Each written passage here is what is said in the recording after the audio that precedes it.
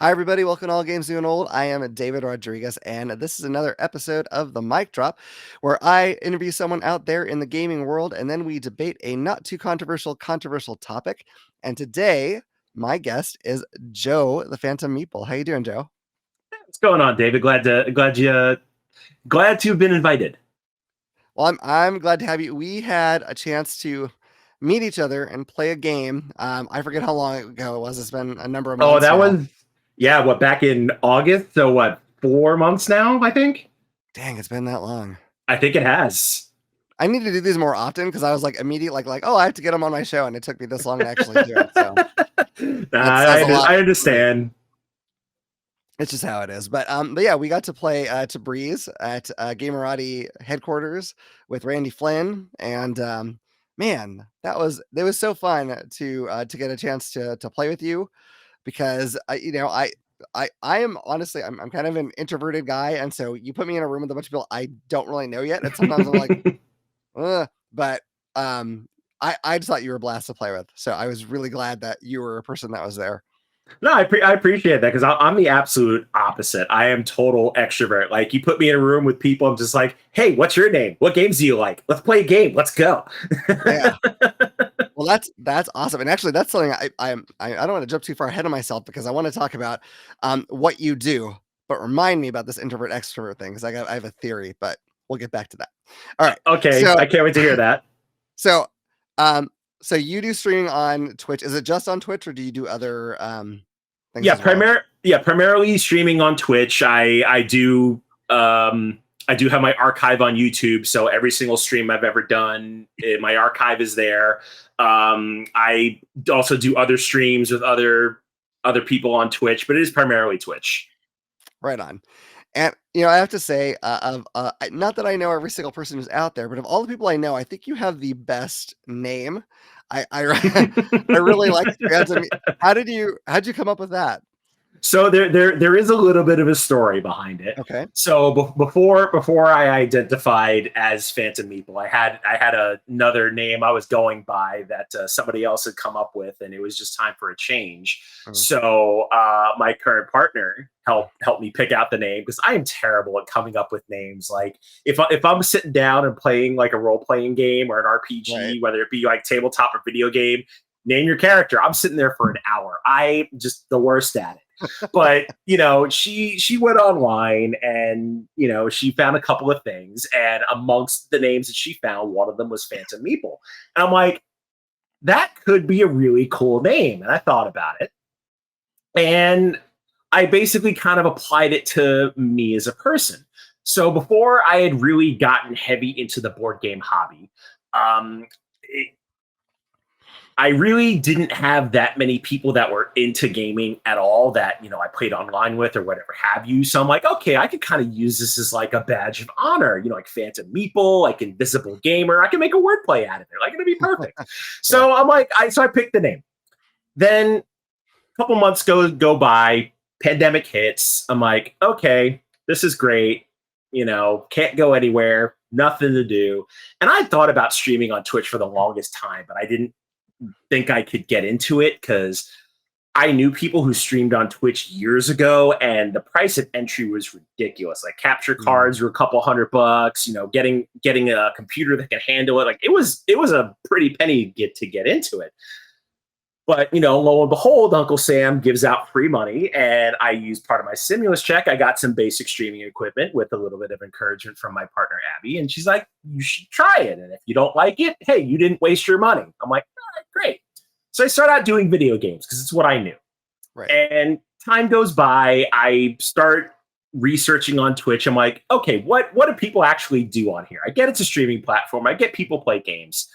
And I start to find people who do other like retro video games, which is what I was doing at the time. And then just randomly, I'm like, I wonder if anybody does board games. So sure enough, there was a board game category on Twitch. So I start watching some of these streamers. And some of them who are like some of my best friends today, I discover them and I follow them and watch their streams. But I thought to myself, it's like, how do they do that? Like they have these top-down cameras, like this production value. I mean, it's not amazing, but like it's there.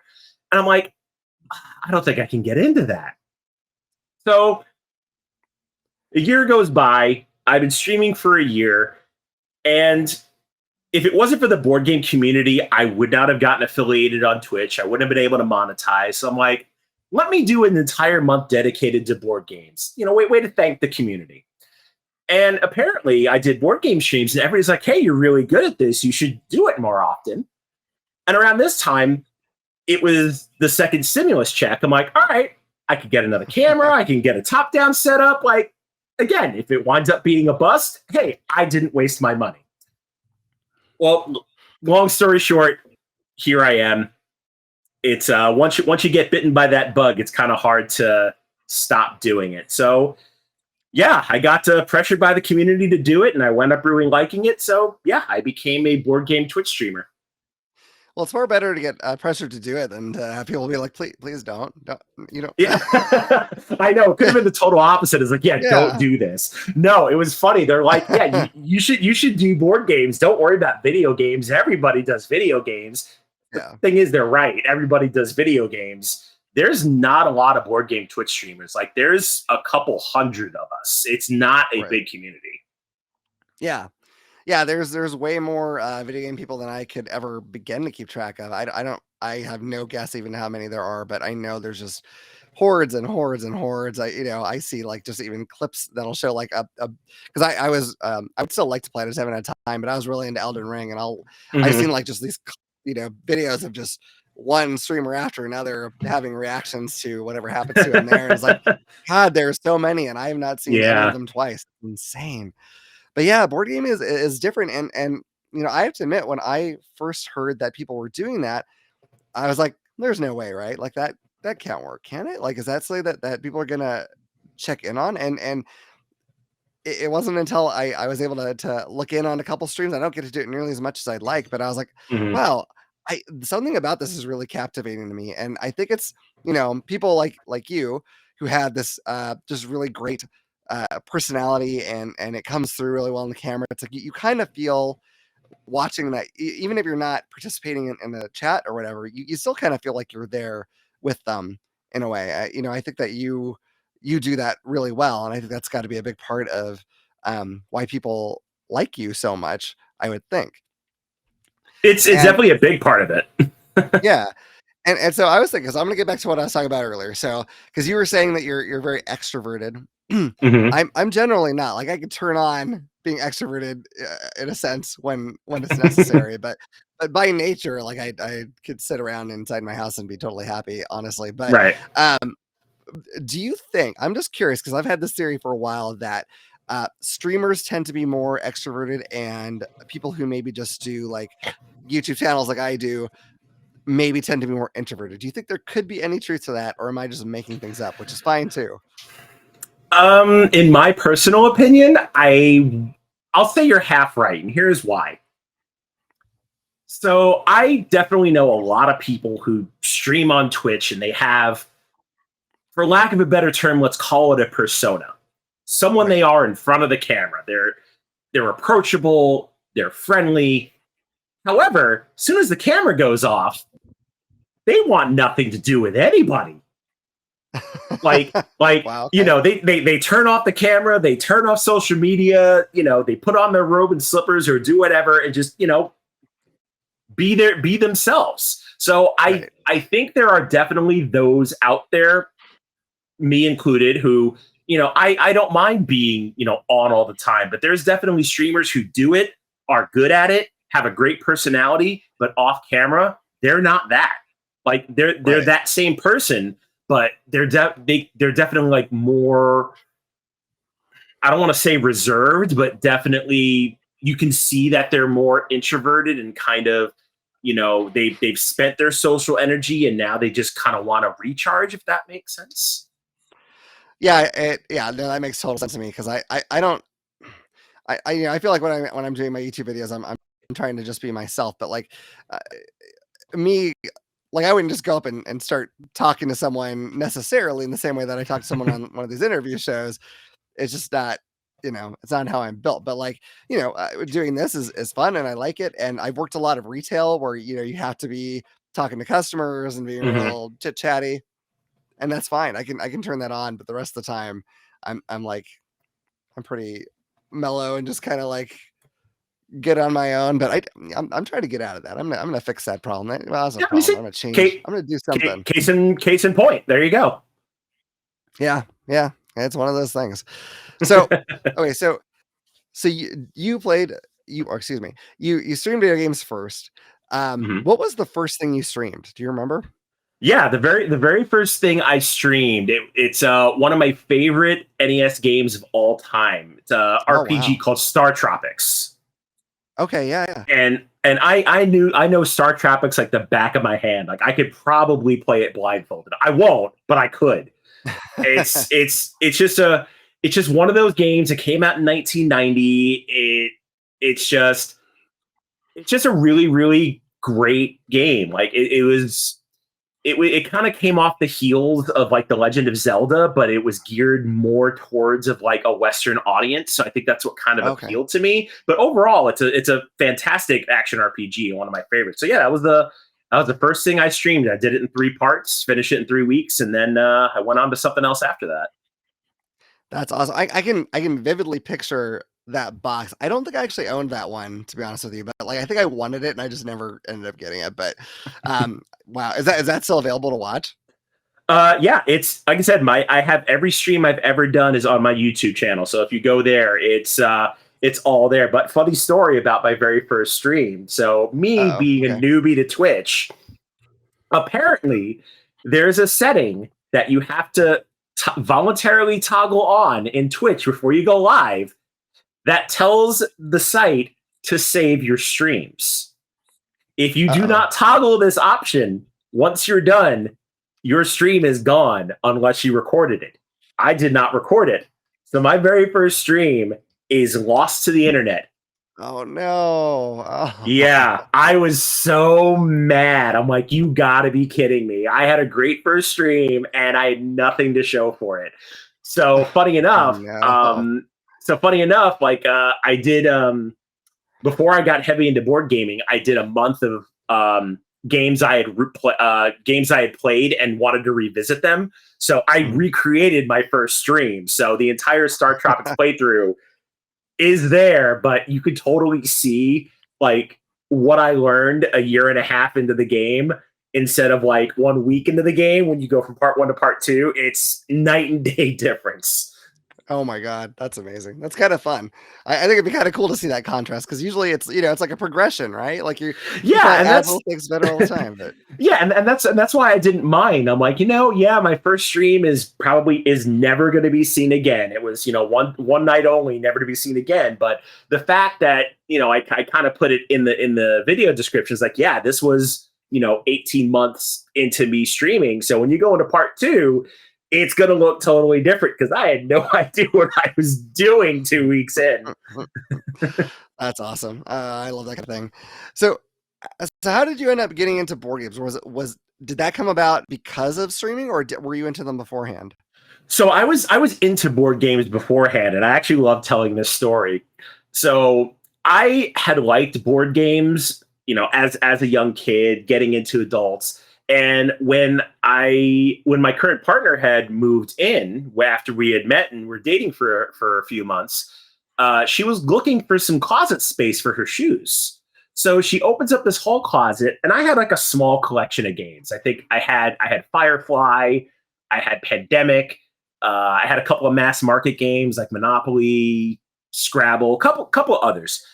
And she sees this pile and she says, "Hey, I didn't know you played board games." It's like, well, I do, but I don't have any friends that play them, but I enjoy them. And, some of those I've had since I was a kid. Some of those I played, recently that friends introduced me to them and I bought them because I liked them. And then she's like, "Well, I'll play with you." I'm like, "All right, great." And I kind of brushed it off because a lot of people will say, "Hey, I'll play games with you," and then nothing ever Right, comes right, of it. right. So Yeah. fast forward about a week, and my fiance was in school at the time, and she discovers Will Wheaton's Tabletop.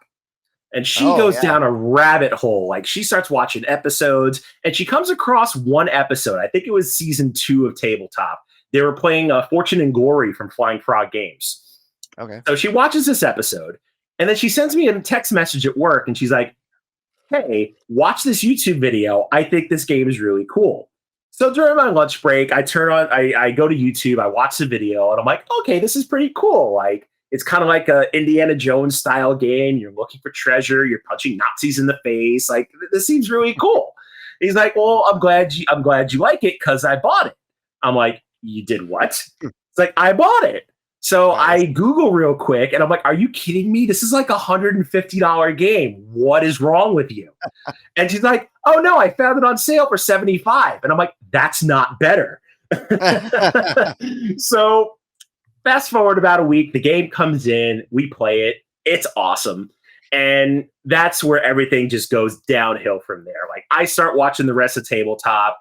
We start buying some games and playing them. We finally start meeting some people who play games. You know, they give us recommendations. You know, it's just this vicious cycle. And eventually, Mhm.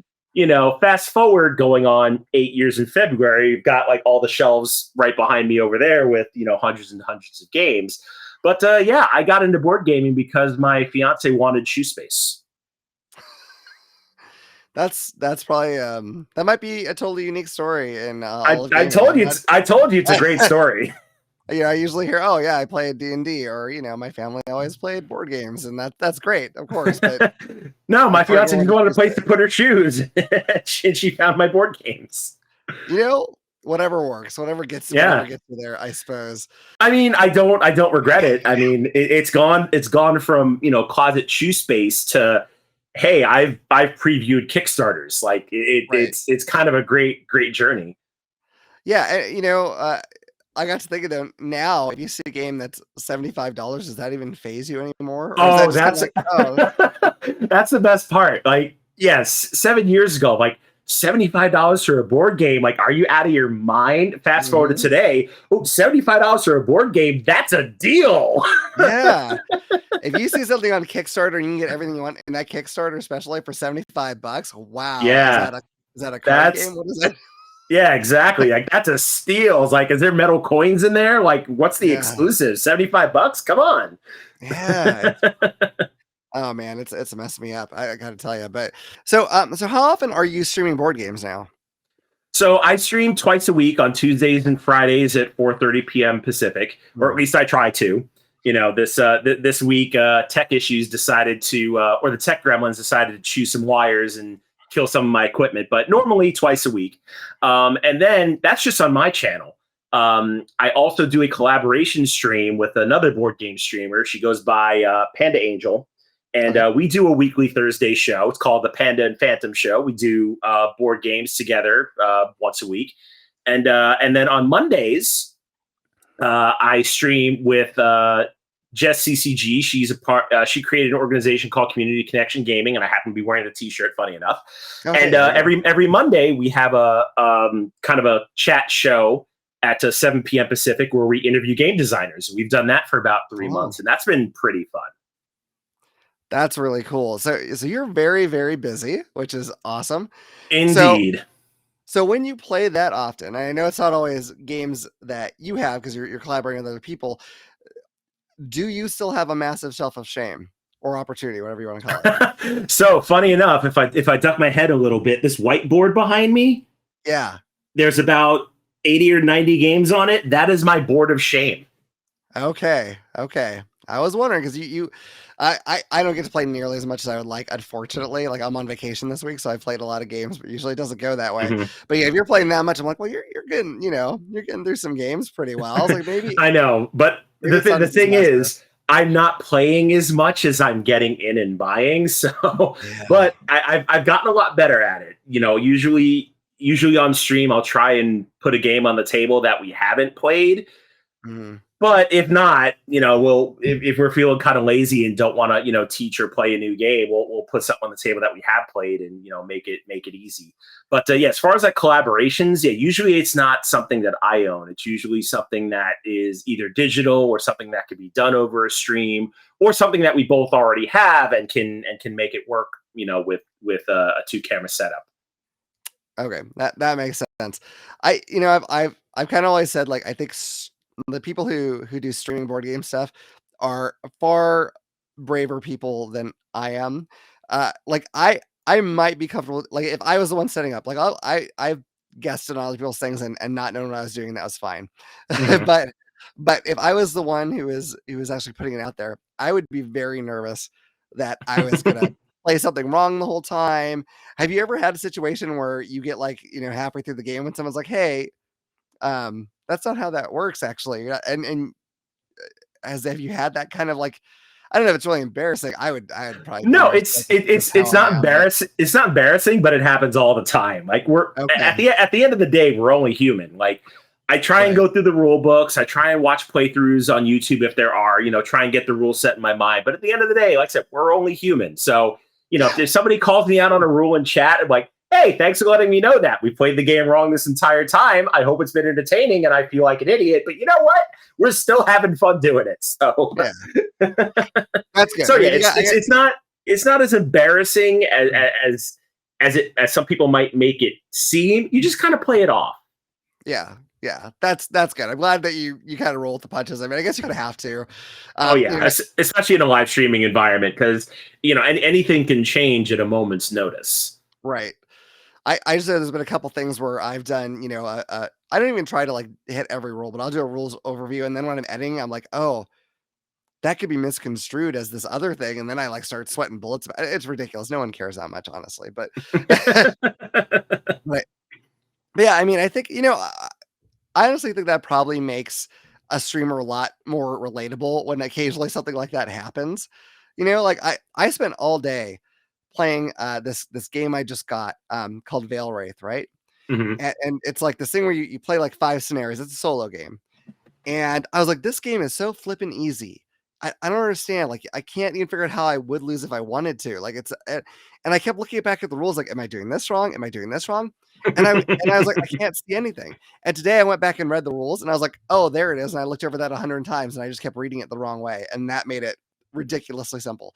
And, like, that happens to everybody, right? Like, Oh I yeah. can't imagine anybody is perfect, 90% of the time even. I don't know. Yeah, I mean, and here's the thing, like like folks that do stuff on YouTube that you can edit your content after the fact, or you can splice in a correction. Like it's a total difference rather than if you're playing a game like and it's you're live. Like if you mess up, like all you got to all you can do is either fess up to it or hope nobody notices. But 9 times out of 10, somebody's gonna notice.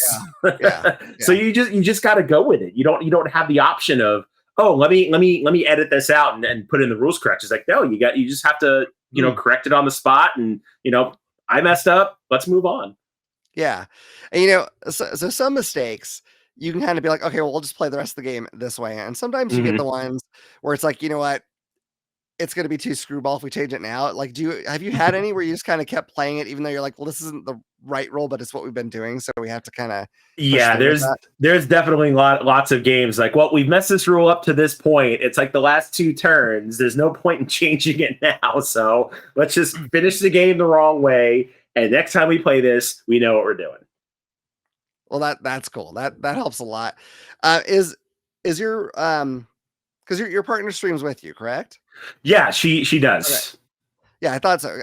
Is that, pretty much always the case except for when you're on somebody else's, collaboration or 95% of the time, probably. I used to do a lot of stuff by myself, but once she got into streaming, she kind of got the bug too. So, it's just easier to have somebody to work off of, and plus a lot more games could be done that way because you can only solo so many games, and that kind of puts it kind of puts a block on things that you can do by yourself. So the fact that you got a player too is like, okay, I can play, so many more games right, that makes sense. Have you, because you said you sometimes play games that you haven't really played before, right? now. Mhm. And, it can happen to the best of us. We hear a game that everyone else thinks is good, and then we play it and we're like, "Ooh, god." Like, have you had to deal with that where you're playing a game and you're like, "This is not enjoyable, and I have to still make this watchable." Like, how do you if so, how did you go about handling that? Because I think that would be really tough. Well, thankfully with live streaming, you kind of have the choice beforehand, whereas you play something off stream, excuse me, And if you really don't like something, you just don't stream it. So yeah, you have that luxury. But as far as being on camera, being excited about a game, set it all up and played it, I think I can count on one hand how many times we've played something and been like, man, this wasn't that great. Yeah, well, that's good. I mean, were you able to just kind of, I don't know, how did you keep people engaged? Then do you just keep up the chit chat, or do you just kind of? That's pretty much all you can do in like I said, in a live environment. Like, you have to keep your audience engaged. So if it does come to a point where you're playing something and you just really don't like it, yeah, then you're relying on whoever you're streaming with. You're relying on chat, like, hey, get them involved, start a conversation, talk about the game, just get through the stream however you can. Just keep your audience engaged. That's the main thing. Man, again, I gotta say, I think you streamers are far braver than I am. I just can't imagine. I'd be like, let's just stop people. I can't handle this No, anymore. it's not. It is not easy. I will say that. I've been going at this almost 2 years, and there's no difference from day one to day 700. You still got to keep your audience involved, and it's sometimes can feel like work when you're doing it, but at the end of the day, as long as you're having fun with it, then it's okay. See, with live streaming, a lot of people get into it thinking, "Oh, I'm going to build this audience. I'm going to get famous, blah blah blah." And that's not the case. Like, you still got to put some effort into it. But Right. if you're shooting for an unattainable goal, like you want to make partner and make hundreds of thousands of dollars on Twitch, like 2 to 3% of streamers on Twitch are partners and making that kind of money. Like, you got to be really, really good to even remotely get that high. And newsflash, there is not a single board game streamer. No, actually, I take that back. There is one board game streamer, and she doesn't even do board games all the time, who actually is a partner. So yeah, so out of the 100 of us that there are, I think 200-300 of us, one person actually has like a contract with Twitch making decent money. So yeah, if you go into that mindset, it's not going to be fun. But if you go in there, you're here to play games, maybe talk to a couple of people, have a good time, and that's where I'm at. Well, that's good. I think that's the best way to go. I mean, it's very similar on the YouTube side, and sometimes I get caught up. I don't know if you do ever or not. Sometimes I get caught up in like, oh man, my subscribers are not where I want to be, and oh no, I lost a subscriber, and sometimes I really let it bother me, and then I have to remember, well, this is kind of dumb because I didn't do this. I didn't start this thinking I was gonna, be the dice tower tomorrow. Like, that's not gonna Yeah, happen. all the You know, time. Like, I numbers doesn't matter whether you're on YouTube or Twitch. Numbers are your worst enemy. If yeah, you let numbers bother you and really eat at you, then you're not in it for the right reasons. If you're at it yeah, just to keep a follower count, what do you have? You just got a bunch of people just watching you. Like, out of those followers, like, I'm hoping at least half of them interact with me, and they do. Like, if, right. if if not on Twitch, on social media, or in some way, shape, or form, like, those people know who I am. But there's other people out there. It's like, oh, I just want all these followers so I can hit all these goals and check marks. Like, that's great. You got a bunch of people following you. Like, do you have a relationship with your audience? Like, do they actually know you know you somewhat personally, for lack of a better term? Like, that's the thing with live streaming. Like, you're a personality. you're Oh, you're you're kind of this extension of the hobby that you want people to trust you. Like, they're looking for your opinions. They're looking for um games they possibly want to buy. But if you're just in it just for numbers, then what are you really doing? yeah, agreed. Sorry, folks, I disappeared there for a minute. My camera decided to switch to some other mode of camera that does not actually work. I don't know what happened or why it happened. Computers are weird. I don't know what to do. um, Yeah, that is the so, truth. so another thing that's weird is that people argue about all current kinds of ridiculous things in board games, and tonight we're going to be no different. We're going to argue. We're going to have a debate about whether or not games should be stored vertically or horizontally. So, with that being said, let's go to our debate segment.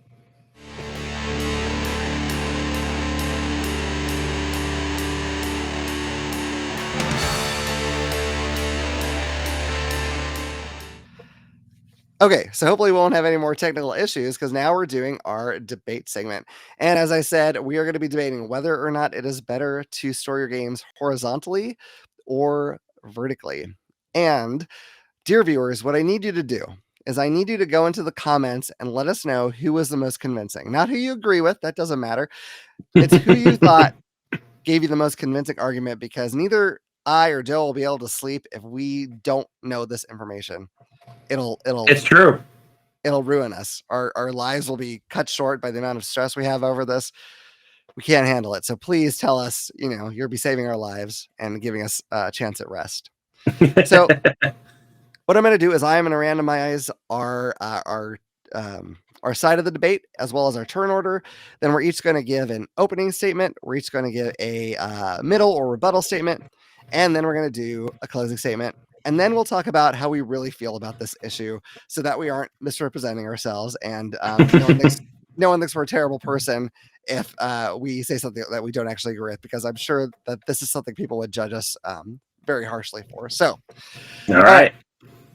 So here's what I'm going to do. I have a very exciting randomizer.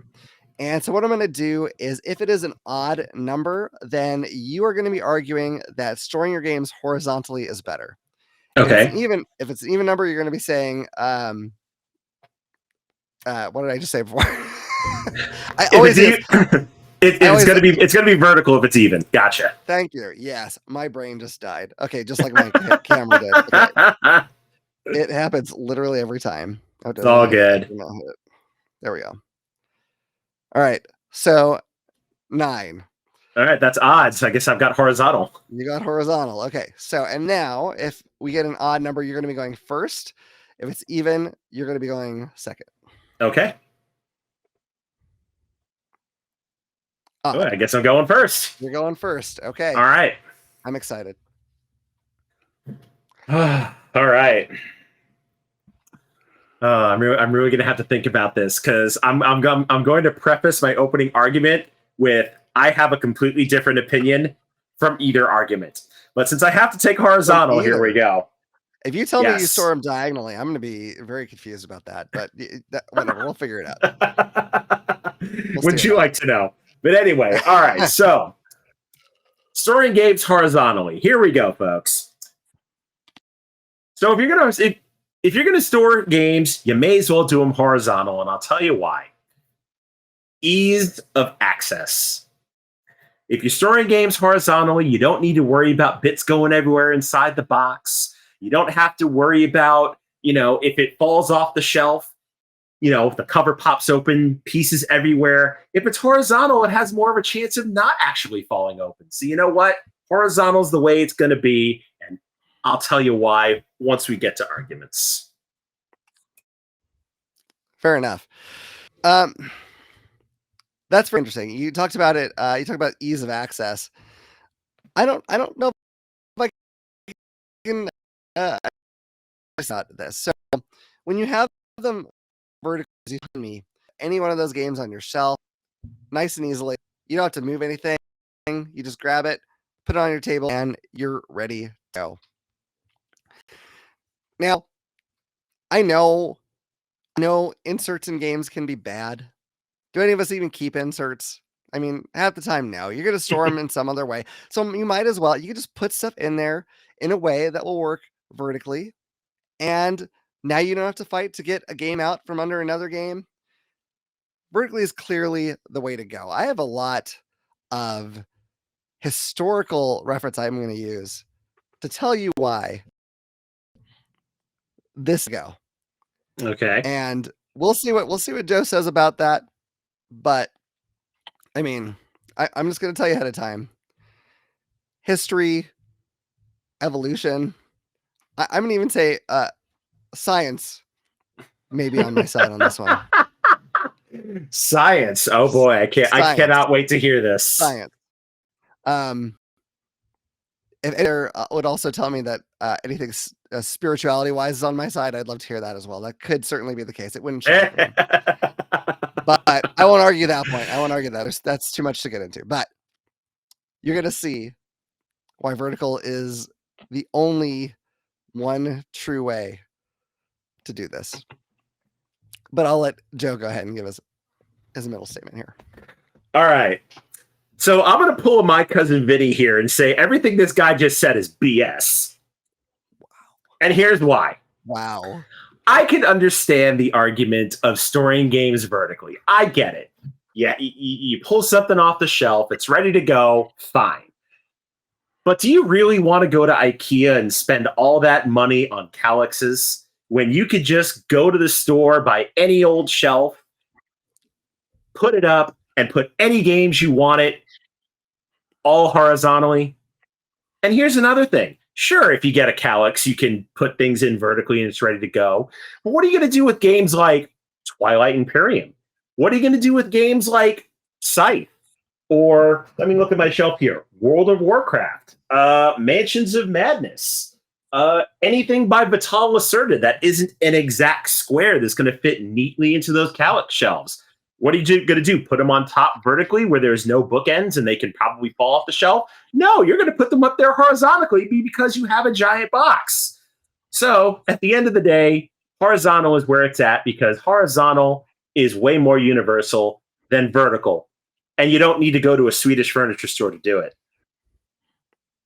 Wow. Okay. I don't think we're going all anti-Swedish here, but I guess, that's fine.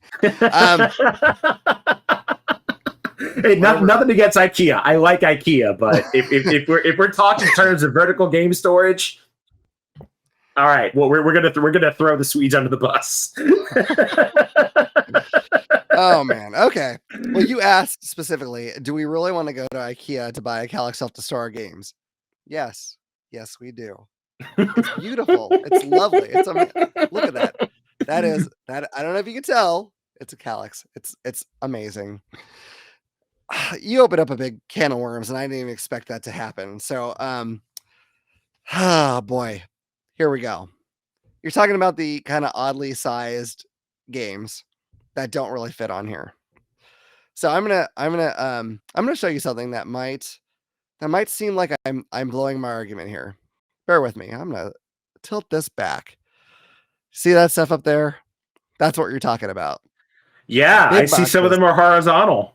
Big boxes. Yep. Yep.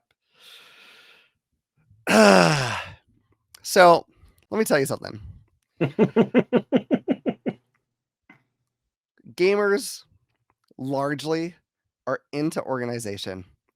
They buy organizers that fit into box. They already have a box to contain everything, and they buy organizers to put in their box to organize it even better. They want their boxes to be like this. So when a company comes out with that stuff that you just saw, which I have bought, I put it up there and it aggravates me every time because I can only put so many of these dumb things up there. Eventually, I'm going to sell those. I'm going to sell them because I can only stack those things so high. And now I'm to get on a ladder to get the thing that's on the bottom of any of those stacks. And those games are all heavy too because they're big, weird shaped boxes full of stuff. Now, here's the problem. If I sell someone my copy of Madara, right? Because I'm done with it. I'm like, I don't want this thing cluttering up my space anymore because it can't fit on my shelf. That means the company that put it out, I think it's Succubus Publishing, although maybe it's Japanime Games now. I don't know. Something happened there. Anyway, they're not getting that cash. I am. They're costing themselves money. Listen, publishers, fit your games in a box that'll fit on these shelves. He has pointed out something that is a problem. The problem isn't the way we're storing the games. It's that you're not making games that'll fit on these shelves. All right. Fix it. Everyone wants them to fit on this shelf. Okay. Now I got that out of the way. You're welcome. I had to address that because you brought it up. I didn't even think about going there. All right. Listen. There are these types of buildings that have existed centuries. And they're called libraries. And if you go into a library, you don't see the books stacked horizontally because that is a pain in the butt. They're always vertical. They're arranged nicely. They're vertical so you can just pull one off easily, no problem. And that's the way it should be. And the thing is that They figured this out a long time ago. They figured this out so we don't have to. We have learned from the mistakes of those who came far before us. I'm sure at some point they were storing those things vertically or horizontally, excuse me. I'm sure at some point they were, but at some point they realized we can't store them this way. This is nonsense. Also, we chose to store them horizontally, so clearly we can't read. Why do we even have these? It doesn't make sense. So they stored them vertically. Someone was trying to store them vertically, the reader in the bunch. And it worked. It worked marvelously. There have been no libraries that have tried doing horizontally and decided it was better, if they ever tried it at all. And while games aren't exactly books, it's still the same thing. Like, we still have to be able to access these games simply. I used to store them all horizontally because I've had the situation where my tokens are everywhere. It's a massive pain. I despise it. It's the worst. I understand all that. But I also have the problem where I have to get the game that's on the bottom of the whole shelf, and so I've got to hold others up and pull them down, then the others come crashing down, probably little by little, causing damage to my boxes. Eventually, I won't even be able to store those games in that box because it's going to become like so many times for me taking out games from underneath it or storing games on top of it, slowly crushing the games below it. It's a bad situation. It's not good long term for your games. All you have to do to make this work, which is already easier for you, is put your components in baggies or little containers or get an organizer, whatever your solution is. There's an answer for every budget, and it'll hold all those things exactly how you need them to be held. And you can store them like this and be able to reach and grab them off the shelf, not having to touch another game if you don't want to. Nice and easy, the way it's been done for centuries. I mentioned science. I mean, what is that if not scientific proof that we have shown again and again in real world applications and basically studies that vertical is the way to go. Horizontal is bad. What happens when you're horizontal? You're either sleeping and getting nothing done or you're dead. Don't let your games be doing nothing like they're sleeping or dead. Have them be ready. Have them be ready for you like you are ready for them, standing at attention, prepared for you to grab them off the shelf. Vertical. That's the way to go. And now it's time for Joe's closing statement. I can think of a lot of better things to do horizontally than just sleeping and doing nothing. Like you what? can watch TV horizontally. That's doing something. It's true. You could be having some fun adult time horizontally. That's not doing nothing. So here's how it's going to end. As I said before, horizontal is universal. You can buy any shelf, you can put your games on that shelf, and they'll be fine. If you stack them right, if you evenly weight distribute, there's no problem. You don't need to worry about games crushing other games. If you want to take something off the shelf, just take it off carefully. Sure, you can pull something off the shelf vertically. And David brings up a good point. Sure, you can go into a library, you can pull any book off the shelf and they're vertical. But these aren't books, they're boxes. Boxes are meant to be stacked. If you go into a warehouse, you're not going to have a pallet of vertically stacked games. They're going to be horizontally stacked in other boxes. It's the way they're shipped. It's the way they're meant to be. Horizontal is universal, folks. Take it from me. That's interesting. Well, I don't know how many people are storing their games in pallets in their house and games that are all exactly the same, so they more or less don't cause a problem for each other. I had a game that I recently sold to somebody, and I'm amazed he took it because the cardboard was not the strongest, and at some point it had a game stacked on top of it, and so the edge was like bent in. It looked terrible. Now that was a weak cardboard box. I know they're not all like that, but eventually you're gonna damage your boxes. I'm telling you. And you may not be able to get those games again if you want a nice shiny box. And I know gamers care about their boxes because who hasn't seen someone post a picture of a game with this tiny, almost microscopic dent asking if they should try to get a refund for it? My goodness. Let me tell you something. You store your games horizontally, and you're going to have that within a week. I'm telling you, you want to keep your games preserved. You want to keep them preserved because because they're not only something that you play. Obviously, that's the biggest draw, but they're also something that you display. And nothing looks as pretty as having these games displayed vertically. Man, look at that behind me. That looks like heaven. I mean, we even have games up here that look like the ends of books because they know, they know that you're supposed to store them vertically. And then over here, if I can get my finger pointing the right way, you see Marvel United, and the title of these games are all situated so that you would be storing them vertically. The game companies are figuring this out. They know vertical is the way to go. They just have to figure out that all those big games need to fit in a Kallax shelf. If they could just do that, and that I think we're headed that way. I think we're headed. One of the games that was up there, I'm not going to pan it up again, was Descent Legends of the Dark, which is a big, massive game. That game is an entire cube. It probably takes up a whole Kallax by itself, but you know what? They did it. They took that big honkin' campaign game and they squished it into a cube so they could fit it onto a Kallax. Brilliant. That's the way it should be. Vertical, always. Not like you're dead. Don't store them horizontally and imply that your games are having adult fun. That got a little weird for me. I'm not gonna lie. But that's fine, you know. I try to keep it as G-rated as possible. Just saying. I appreciate that. I promise you, as much as you want to see what would happen if Gloomhaven and Eclipse had a love child, it will not happen. No matter how long you store them vertically on top of each other, or horizontally, excuse me, it won't. Just wherever possible, store them vertically, and know that the gaming companies are going to figure it out, that they need to make their games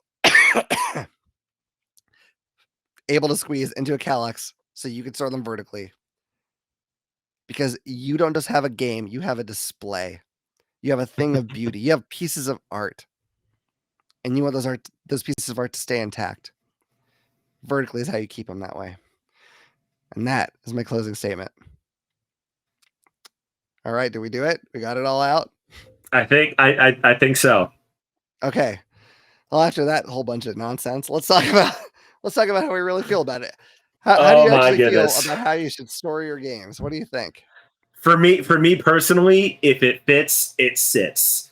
I don't care whether it's vertical or horizontal. If I am constructively using my shelf space and I can get games on it and they're not being, destroyed, so be it. Like, for instance, you can see part of my shelves like right over here. They're horizontal. You can read them. The names are there.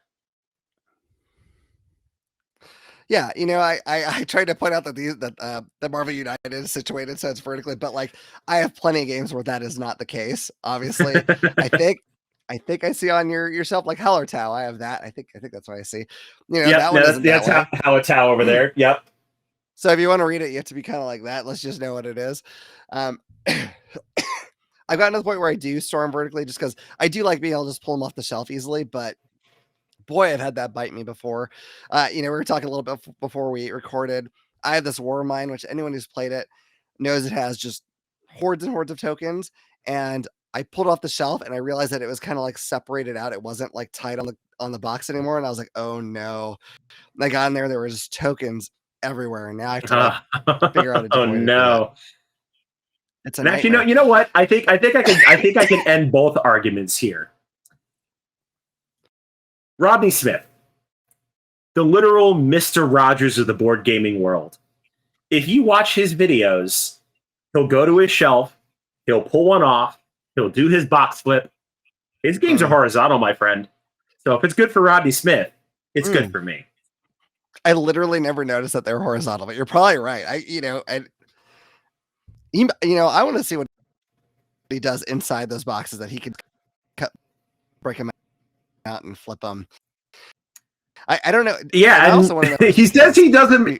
He says he does them in one take. Oh, but you can edit in one take. All right. So like, has Rodney ever done like a really big game and flip the box? Like, did he try to flip Gloomhaven and grab it? Because that's asking for I don't. Yeah, I don't know if he's done Gloomhaven, but I remember I don't know if it was last year or the year before, he did do like a video of all his like box flips in one take. But here's the thing. He says he does it in one take and never drops any, but you can easily edit that stuff. So I kind of take it with a grain of salt that he's never dropped a box, but I want to see like all the takes that he does drop that box. I can't imagine he's never done it.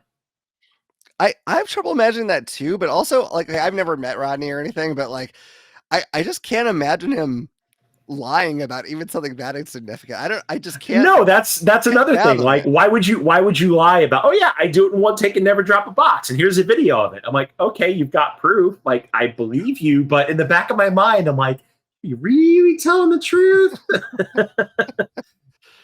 Yeah, I don't know. Okay, so getting back to the topic at hand, I guess I do wish they could, squeeze some of these games into a shell or a box size that would fit on these shelves.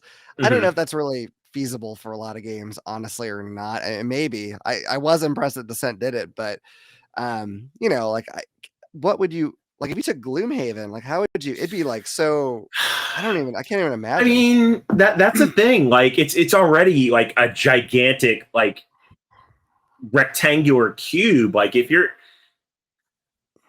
okay, here's a good example. Arcane Wonders came out with a game last year, Foundations of Rome. Are you familiar with it? Oh, yeah. Uh-huh. Yeah, that's like a gigantic cube, and I think it could fit in a calyx. It might be a little bit too tall. I'm not sure. I haven't seen it on one. But I mean, then if you're going to put heavy games like that in a cube like that, and you just have one game in a calyx section, I mean, is that really? Are you really using your space wisely? Yeah, probably not. Because I mean, if you have, if they did that, if they tried to do that with all the games, and you have a few of those, you're using up a big chunk of your shelf that costs what I don't even remember what the cost, but too much to have one game taking up the entire cube, whatever the case it is. So, yeah, I don't know if it's going to happen that way.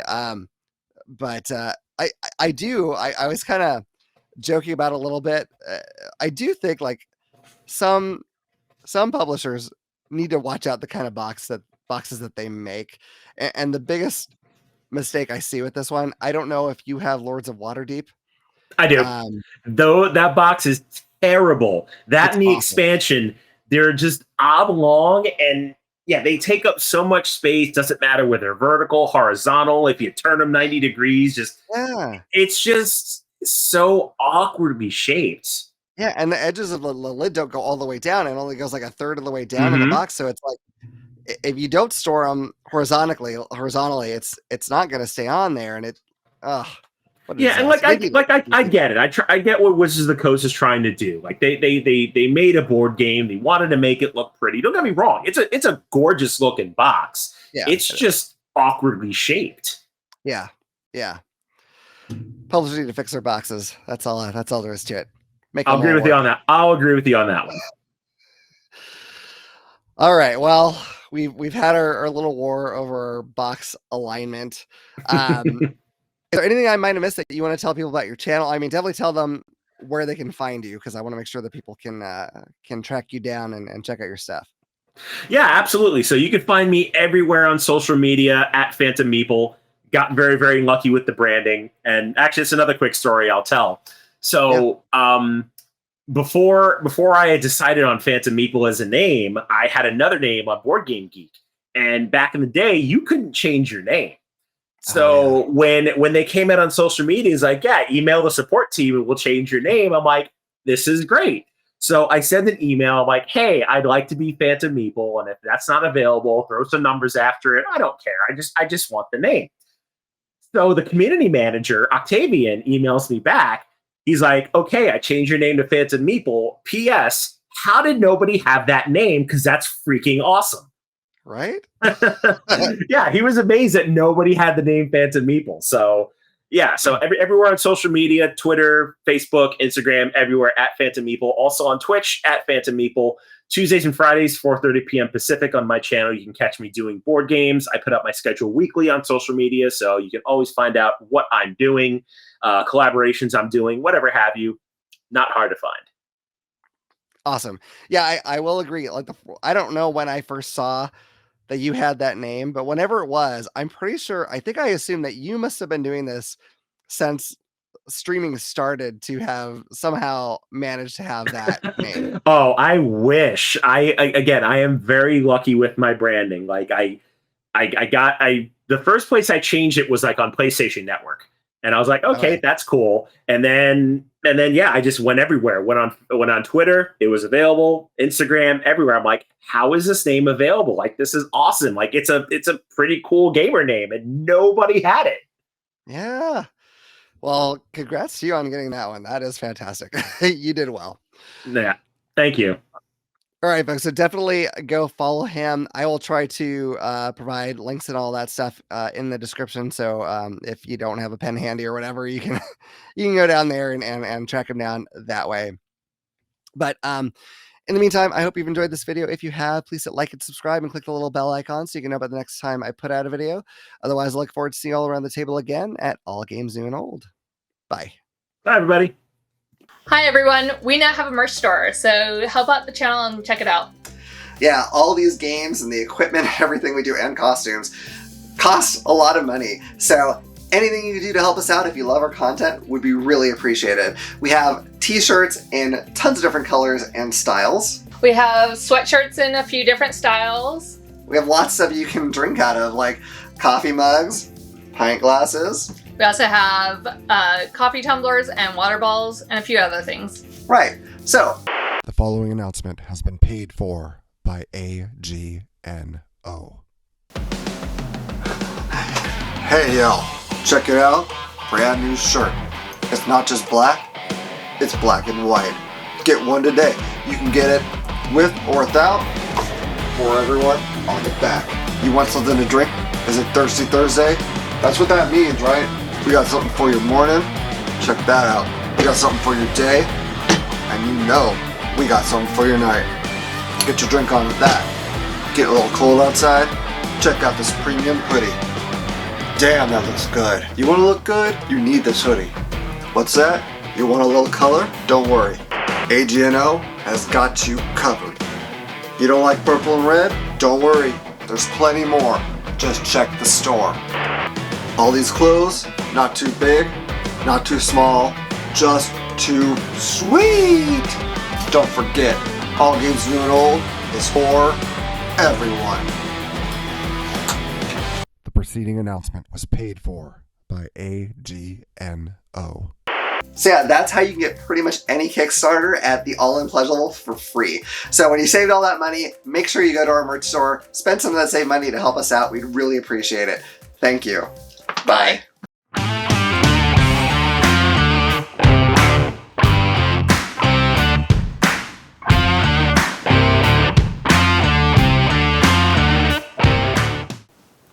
If you enjoyed that video, you might also like this one. Or this one. If you like any of our videos, what you should do is click this little button to subscribe so you'll know about the next time we put out a video. We'll see you around the table. Bye. Bye.